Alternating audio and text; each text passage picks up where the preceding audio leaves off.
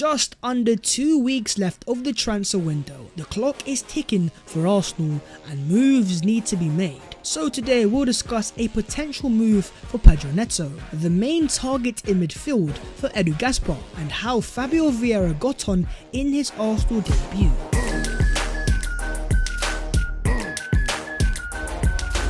Yo, what is going on guys? My name is Babs14 and welcome back to your boys channel. I hope you are doing sensational, and as per, don't forget to go down there to smash a like if you enjoy the content, and most importantly, subscribe to the channel if you are new. But let's start off with an update on the search for a new wide forward. But what's very important to understand is if Arsenal want to sign that wide forward, they have to get rid of a certain man first, who was once worth up to £72 million, who is the current Arsenal club record signing. And that player of course is Nicolas Pepe, who actually changed his agents going into this window in a bid to secure a transfer away from the Emirates Stadium. But thus far no offers have come in terms of permanent or loans, but having not played a single part for Arsenal during their first 2 games of the season, Mikel Arteta is making it very clear that Pepe is not a part of his plans going into the future. And so today we have a report from Santi Auna from Foot Mercato. The OGC Nice want to sign Arsenal winger Nicolas Pepe on loan. The player would be interested in returning to Ligue 1, the same league in which Nicolas Pepe made his name, where he scored goals and got assists and was worth up to £72 million.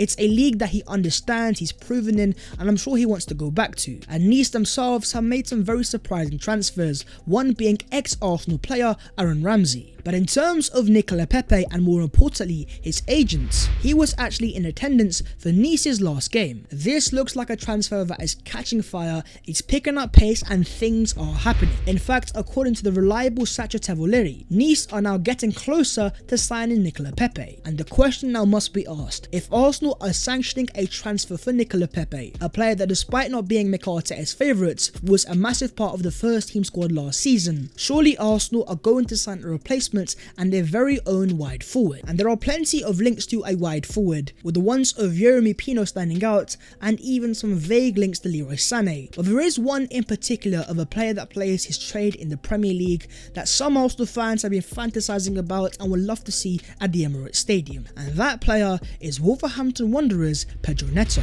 As according to Graham Bailey, he has been told that intermediaries have been making it known to a number of clubs including Arsenal, Chelsea and Manchester United that Wolves' Pedro Neto could be available at the right price, and that has piqued some interest. It is something that caught your boy's eye straight away, but the fact that the source itself is very hit and miss, I was very skeptical, I kind of put it to one side. But since then, Wolves have made a very interesting move, completing the signing of Matheus Nunes from Sporting Lisbon for a club record fee of €45 million. Look, if you're a club the size of Arsenal Football Club, you can afford these type of transfers and not have to balance the books. But Wolves aren't a massive club and they're not in European football, so having broken their club transfer record and having also signed players like Gonzalo Guedes, are they doing this because they're about to sell Pedro Neto? Well, according to Fabrizio Romano, the Pedro Neto saga could be one to watch. Wolves are focused on completing the Matheus Nunes deal and then evaluating Neto's future in the coming days. It is not an advanced deal yet, but could be an interesting one in the final days. One could only imagine the only reason why Wolves are even evaluating the future of one of the key assets in the first place is because certain clubs like Arsenal, your Chelsea, United have made their interest known and maybe made clear that they are going to make an offer. But let's talk about the player himself. Despite making 13 appearances last season, he only made that amount because he was recovering from a long-term injury, scoring 5 and assisting 6 the season before he got injured. To do that at the age of 20 was impressive, but the way he was playing, he was insanely efficient with the ball, very high in terms of progressive passes and pass completion, and also in terms of dribbling and progressive carries. For a player that was still 20 at the time, he looked incredibly polished. But I do have 2 concerns about this transfer. The first one is the price tag, which I believe could cost upwards of £50 million, and that's being nice. He signed a brand new long-term contract during his injury, which sees him at Wolves till 2027. The one thing that could help out Arsenal is the fact that he is with the agency in Gestafeud, an agency that has a lot of Portuguese player and one in particular being Fabio Vieira.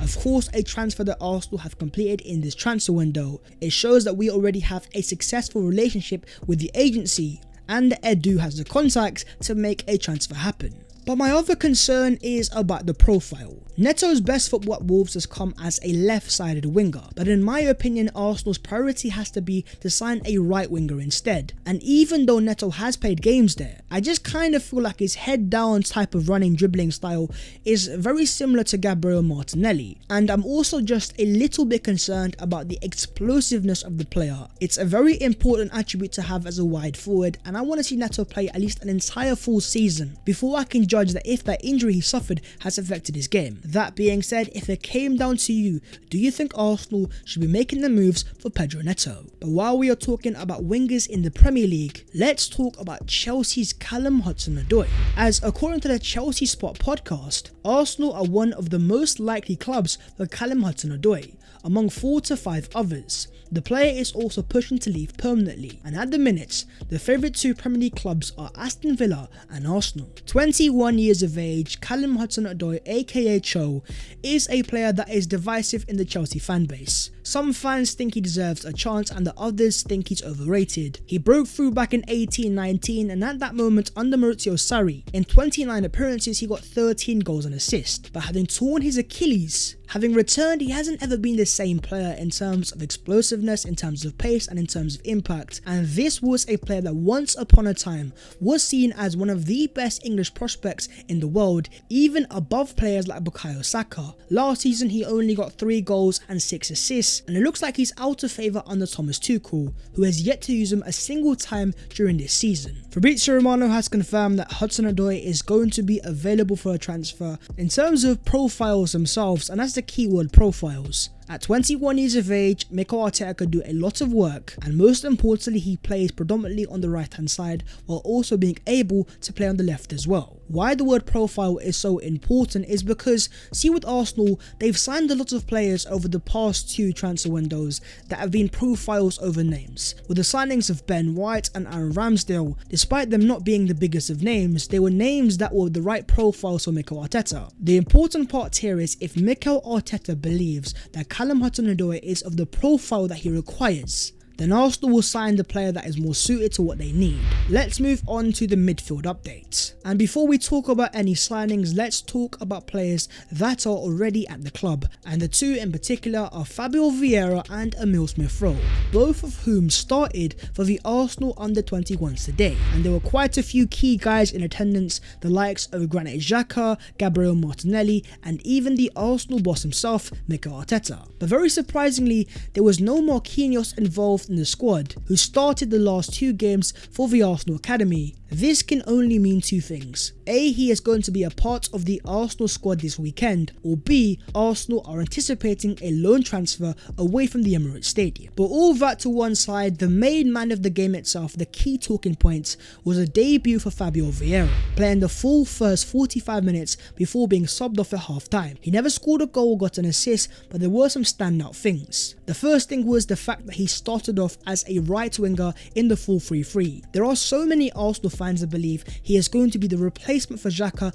as that number 8. This would have been the prime opportunity to play him there, but instead he started off as a wide forward alongside Emile Smith-Rowe, and in terms of both of those players, there was quite a bit of superb combination play. We're talking 1-2s and interchanges, and one thing that was standing out straight away is the fact that Fabio Vieira likes to play in the half spaces. In fact, it's in that position of the pitch where he seems to come alive. One thing that is very important to note is Vieira is very impactful. He is someone that wants to make things happen. He looks like to me straight away a final action type of player, very different to Martin Odegaard, who for me is far more of a tempo setter, a player that wants to play short passes and keep the ball ticking. When Fabio Vieira gets the ball, he wants to take risks, which means that even if it doesn't come off, he still constantly wants the ball and he wants to make things happen in the final third. Even though it was just 45 minutes, I learned quite a bit about the player, but I do believe that he needs to just bulk up just a little bit in terms of physicality, just so he is ready for the Premier League. But moving on to potential signings, according to Sacha Tavaleri, his feeling is that Arsenal will wait until the winter to try to get Lucas Paqueta, who is the real priority for Edu Gaspar in midfield, as there is no real need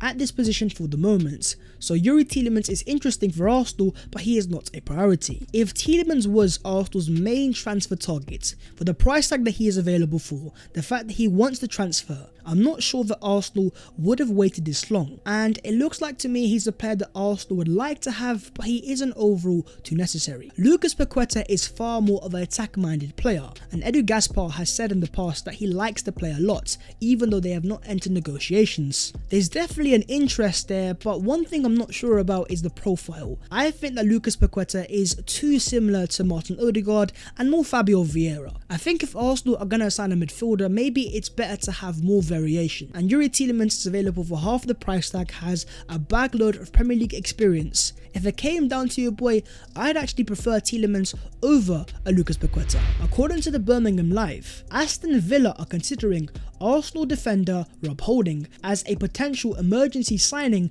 to replace Diego Carlos, who looks set to be out for a while following an injury over the weekend. Now this one was an RKO out of nowhere, but when you think about it, isn't too much of a surprise. And I say that because Holding is a player that has a vast amount of Premier League experience. For a mid-table club, I think Holding could be a pretty decent player. At Arsenal, with the quality we have of William Saliba, Ben White, Gabriel, I just don't think Holding has the capacity to compete with those players. And so going to Aston Villa makes a lot of sense, and for Arsenal's sake, they're in a very strong position when it comes to negotiations. Holding is under a long-term Arsenal contract, so if Aston Villa want to sign him, they're going to have to stump up a decent amount of cash. It also poses a question towards Arsenal, that if they were to let Holding leave, would that ignite them into the transfer market for a brand new centre-back?